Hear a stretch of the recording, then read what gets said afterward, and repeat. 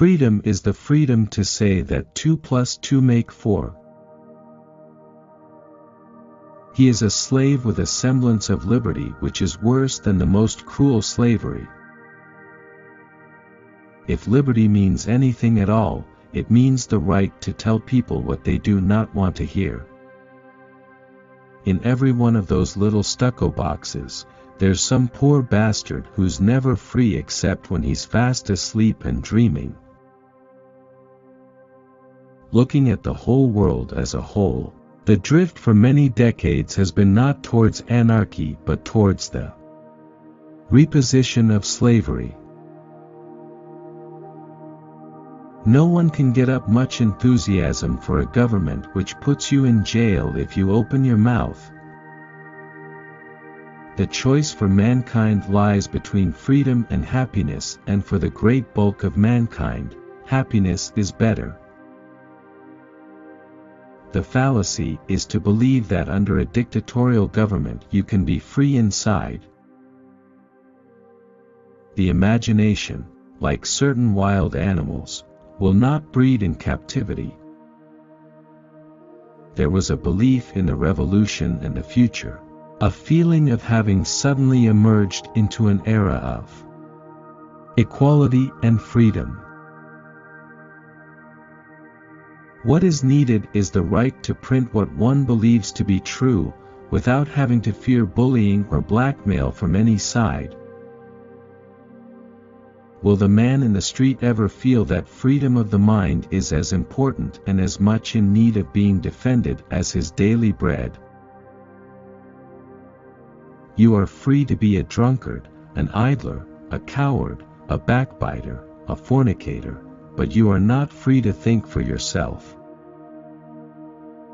You just got to say to yourself, "I'm a free man in here." He tapped his forehead, "and you're all right." A people that elect corrupt politicians, impostors, thieves and traitors are not victims, but accomplices. A society becomes totalitarian when its structure becomes flagrantly artificial, that is, when its ruling class has lost its function but succeeds in clinging to power by force or fraud.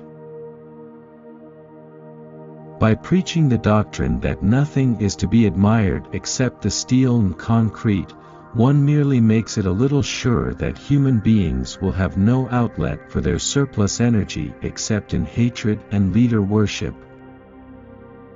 Doublethink means the power of holding two contradictory beliefs in one's mind simultaneously, and accepting both of them.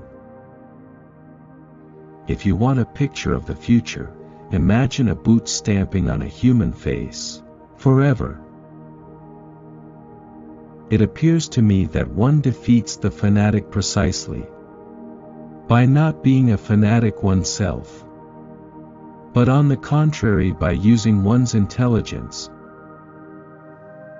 Political language has to consist largely of euphemism, question begging in sheer cloudy vagueness.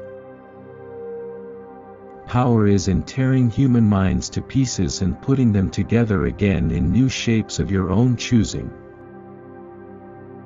Power is not a means, it is an end. One does not establish a dictatorship in order to safeguard a revolution, one makes the revolution in order to establish the dictatorship.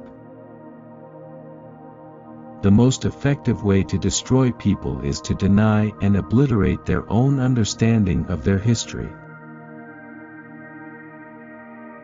The object of persecution is persecution.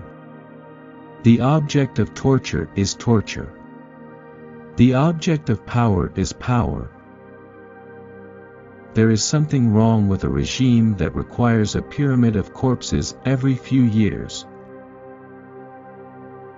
Threats to freedom of speech, writing, and action, though often trivial in isolation, are cumulative in their effect, and unless checked, lead to a general disrespect for the rights of the citizen.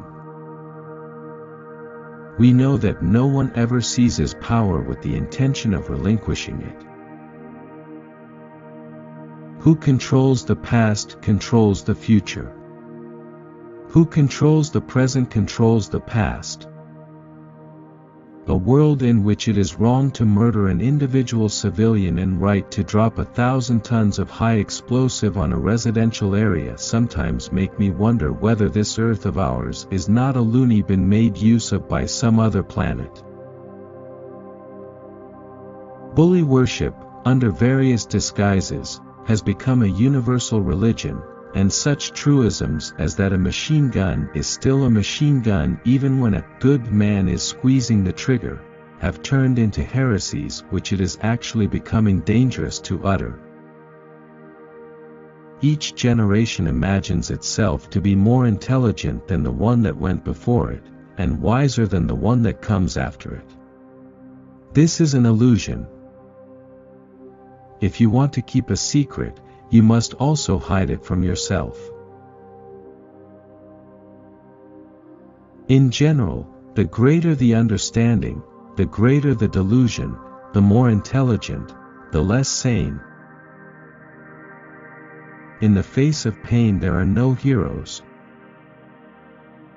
It is not possible for any thinking person to live in such a society as our own without wanting to change it. Man is the only creature that consumes without producing.